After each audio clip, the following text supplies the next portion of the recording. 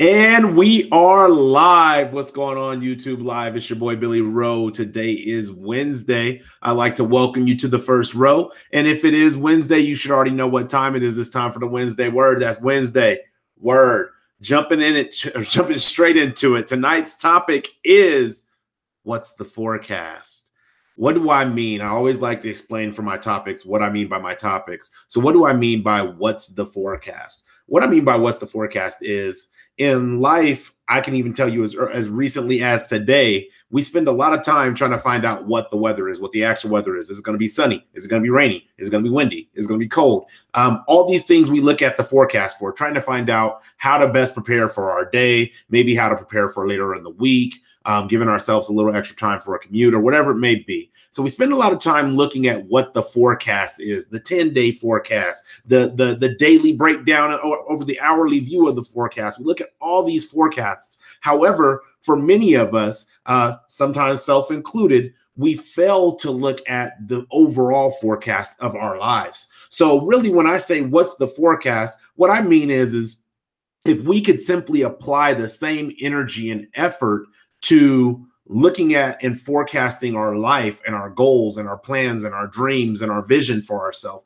If we could take that same energy that we do for the 10-day, the 1-week forecast, even if you want to get into it, looking at like maybe a traffic report for how we're going to get to work, if we took that same energy and invested it into our lives on predicting what our forecast for success would be, I think that we would all achieve a little bit better the success that we are aiming for or shooting for. So for tonight, I actually created about 5 tools. Yeah, let me see. 5 tools that I want to share with you tonight to help you determine your life's forecast. Hopefully you have your notebooks ready because we're getting ready to jump straight into it. So the very first tool that I came up with when I was thinking about what's the forecast, we're going to add some things to that. What's the forecast for life success?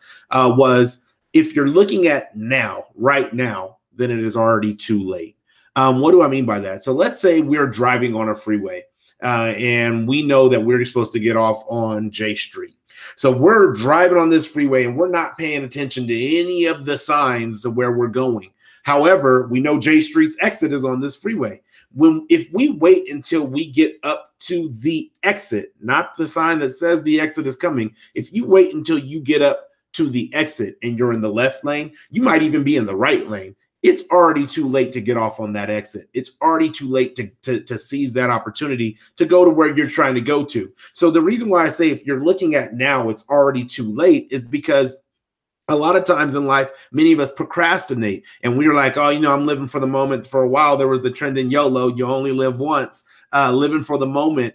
And we run up on these things, these exits, or these things that we desire to these opportunities that we desire to seize, and we're not prepared for them and we're out of position for them. So we go flying past the opportunity. Now you have to go all the way up to the next exit, get off to make a U-turn to come back and then get off the exit that you really wanted to get off in the first place. Or maybe you have to double back to town. But either way, it's going to take more time. So the very first tool that I came up with again is if you're looking at now, it's already too late. We're trying to forecast life success and we need to be looking at the future. So the second tool that I actually came up with is the further out that you look, the more forgiving the margin of error is. So we're not going to go back onto that freeway, but there's something that I was taught at a very young adolescent age, kind of like I think maybe 17 or to 19, between those years I was taught a simple formula. The formula was simply that time plus money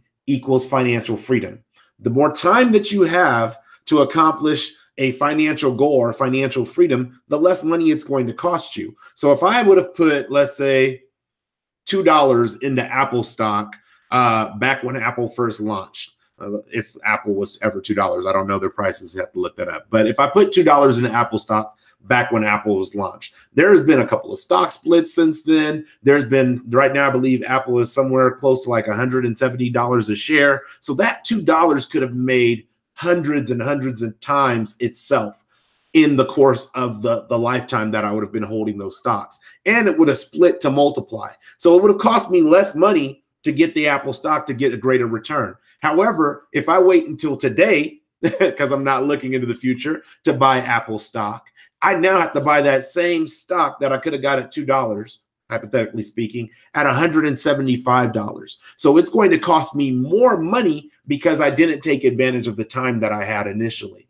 So that formula of time equals money, for our time plus money equals financial freedom, is why it's so important to be looking into the future and gauging, looking into the future and gauging where you want to forecast to be. Because if you have more time, the further away from it you are. Let's say you invest in the wrong stock, or you put some eggs in the wrong basket and you have like a setback. The margin of error is so much more forgiving. If I decide, hey, I maybe spent my first 30 years in life not saving for retirement, but then I decide at 30, hey, I'm going to start being serious about retirement. I still actually have a shot of retiring because I had that as a goal. Now, if I wait and say, I'm not really going to worry about it, I'm going to live and look at right now and live for now and spend all my money now because that's what I want to do, then when retirement age comes, the age of retirement comes, now because I didn't spend time looking at where I wanted to go, or if I have 5 years to go,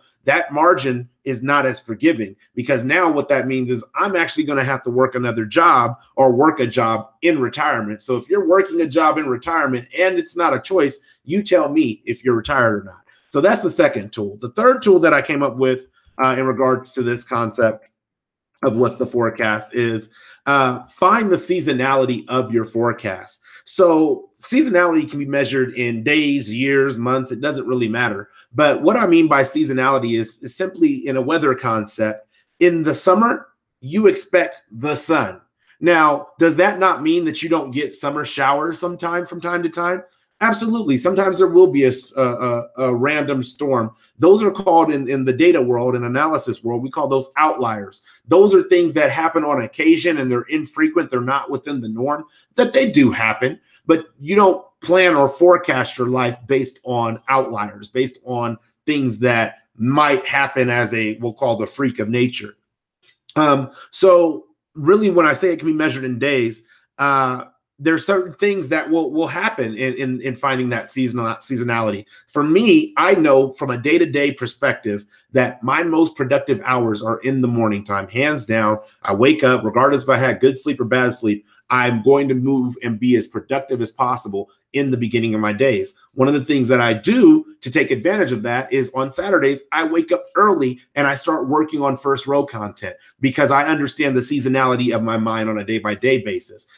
Now, you can extend that out because, again, we don't want to just look at the now. We want to look at the future. You can extend that out to saying something as simple as like a college degree. Let's go with a college degree where you're going to have to go through a couple of things. You're going to have the season of primary school. You're going to have the season of maybe junior college. You're going to have a season of going through your bachelor's program or whatever it may be. You're going to have these seasons. And in these seasons, you might find that you have to actually work harder while school's in and you're taking classes. If you're taking history, which is a class that I struggled in academically, I'm going to have to work harder. So I have to realize that, hey, in this forecast, I'm going to have to allocate some times where I'm going to be able to work harder and get things done.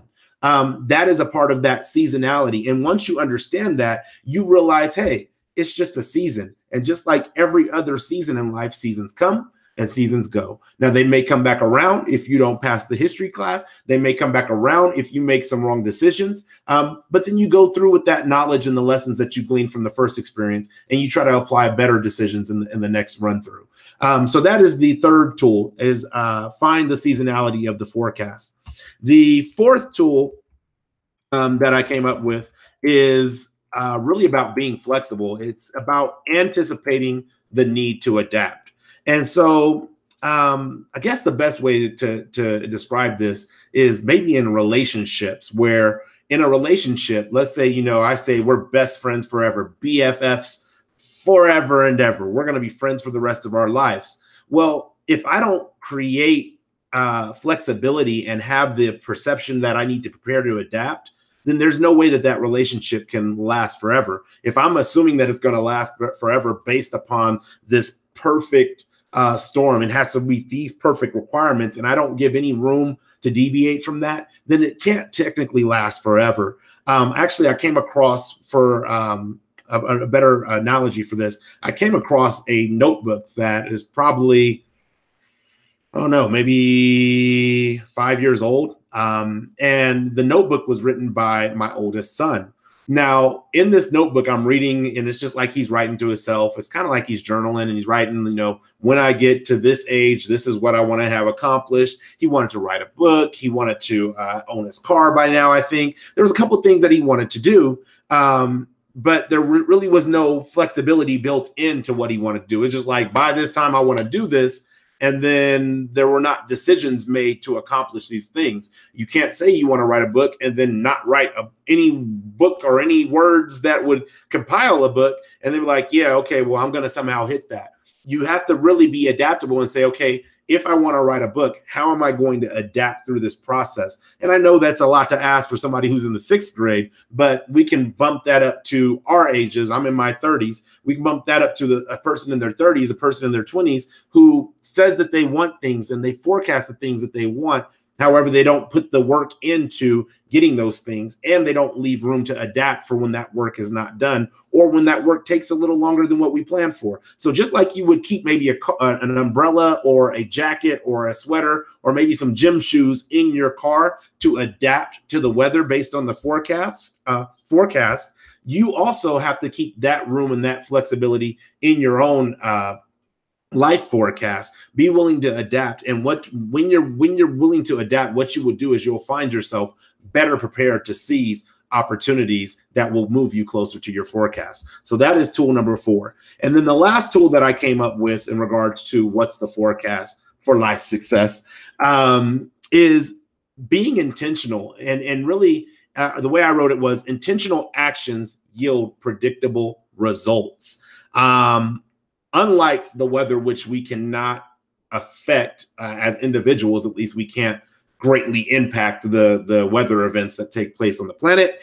Our forecast for our life, really the overall success is greatly impacted by the actions that we choose. So if you are intentional about the actions you choose, intentional about the time that you're spending with certain things, intentional about the time that you may spend in entertainment, like how much time are you going to give to social media? How much time are you going to give to television? When you become intentional about those things, then your life starts operating based on a purpose. Your forecast acts as your purpose and your compass. And when you find yourself not necessarily off track from moving towards those things, you do need R&R, rest and relaxation. But when you find yourself maybe a little too far off the reservations or taking a little too much time resting and not enough time investing in what you want your forecast to be, then that's when you have that's when you need to really look at your actions to change your actions back to the actions that you want to predict your success. See, that prediction, your intentional actions predicting what your forecast will be, that can work for you or against you. If every night I wake up in the middle of the night and I eat a whole box of Twinkies and then I go back to sleep, not burning any calories, probably clogging my arteries with a little bit of the grease, whatever it may be, I can't say, well, I want to be really healthy, physically fit, super energetic, because those Twinkies are going to have some kind of effect. And if I'm intentionally waking up to do that, then I can't say that I really want to be healthy and physically fit and then be mad when I don't get there. I have to really realize that, no, I want to wake up in the middle of the night and eat Twinkies, and that's going to come at a price, but I'm willing to pay that price, and I'm okay with that being in my forecast. So that's the last tool that I have. So really quick to go over the tools that I shared for what's the forecast. The very first tool is if you're looking at now, it is too late. The second being the further out that you look, the more forgiving the margin of error is. The third, find the seasonality of your forecast. Fourth, anticipate the need to adapt. And 5, intentional actions yield predictable results. So as with every Wednesday word, I want to take a moment to share a story that kind of got me thinking about this concept about what's the forecast outside of the crazy weather that we have here in Utah. But what's the forecast and for our lives? What got me thinking about it? What kind of helped me produce the tools and create the tools and create the content overall? So what I really started thinking about was my interactions at my current place of employment. And really looking at it from the perspective of when I walked in the door at the organization and where I am today and where I see myself going in the future. See, when I started at my current organization, I walked in the door with the mindset of, where's the path to leadership? How am I going to get to leadership? Because I know that overall, I want to be impactful in people's lives, and to be impactful in people's lives, or a very effective way to be impactful in people's lives, has to do with being in leadership, being able to be in a position of mentorship to help them grow, to groom them, to guide them to their path of what their success may look like in the organization or professionally in other organizations. So that was the very first thing, is I came in and I got really clear on what my life forecast was within this organization. My forecast was leadership. So once I had that forecast, then it was very clear for me what I needed to do. The first thing I needed to do was adapt to the new environment and learn the business. Like, I'm in a new organization, in a new industry, and though I have some skills analytically that can carry over into it, I need to learn the business so that I can be proficient at my function in the organization, so that I can move on to bigger and better things in the organization. So after I did that, what I started doing, once I started understanding the business, I started helping people accomplish their tasks. I started helping people learn new skill sets within their skills, or additional skills within their skill set. And what that does is it starts showing that, hey, not only am I looking to get to leadership, I'm willing to start to do some of the work, intentionally do some of the work right now, that my peers can feel like they can come to me and say, hey, Billy, I need help with this particular thing, whether it be in Excel, or I need help with this particular advice, whether it be professionally, and being able to give them that voice of reason and give them that good sounding board that makes them feel comfortable, but not only makes them feel comfortable, not sweet talking them, but also helps me organically grow into the leadership role. The other thing that I did, and that I've recently started doing, which is the last tool, is intentional actions yielding predictable results. So I started becoming more vocal about what my desire was about leadership. And even with my boss, like, hey, I love what I do here for this department. I want to execute to the best of my ability every single day. However, I also want to achieve this in the far future, or in the near future, as close as it can be future. I want to achieve these things as well. So not only do I need your help with getting there for myself from a growth perspective for me, I want you to also be considering me for stretch assignments and really talking about those things to where I can start to get my name out there. And so what all those things will do and compile will be, at some point in my career in this organization, when the leadership opportunity arrives, or when I seize and successfully gain the leadership opportunity, it won't be a surprise. Why? Because not only did I forecast it, but I put all the work in between the initial thought of the forecast to the actual forecast in order to manifest that into my life. So that's what's the forecast is about. What is the forecast for your life? Take time to think about it. I keep a dry erase board. Write it down. If you have a notepad, write it down there, a place that you can see it, so that way you can visit it frequently like an old friend and find out if you are making the moves necessary or building the blocks necessary in order to get to that path or to that forecast. Other than that, I appreciate you guys rocking with me live tonight. Thank you. Appreciate it, Lady Whit. Oh, Lady Whitmore. Hey, I appreciate it for you rocking with us, or rocking with me, and whoever else is in the live chat. But other than that, we have the next live upcoming content on the First Row will be Tuesday. It will be a Tuesday First Row Intersation. What's going on, Cousin Mo? That will be February 19th at 7 p.m. Pacific Standard Time. The topic is human relations. It's HR. So typically HR is human resources, but we're going to call it human relations. And that is with Lane Anderson. I think he will have great insights to provide. Hopefully you can join us live. If you can't join us live, definitely make sure you catch the replay.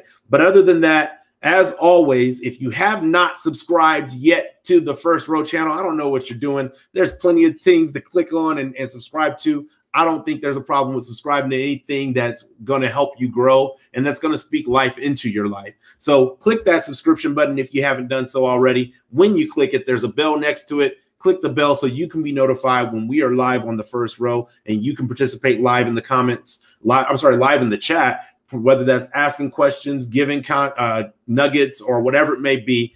you can participate live. This is what this channel is for interaction with the viewers. So make sure you're there live on next Tuesday, 7 p.m. Pacific Standard Time. And that's February 19th. I don't know why I'm struggling with that. Other than that, I appreciate you guys tuning in with me live. If you like this video, share it. If you share this video, like it. I'm happy to engage with you in the live chat if you watch it live. Happy to engage with you in the comments for the first week if you're watching it on the replay. Other than that, one love, peace, God bless, and thank you for sitting on the first row.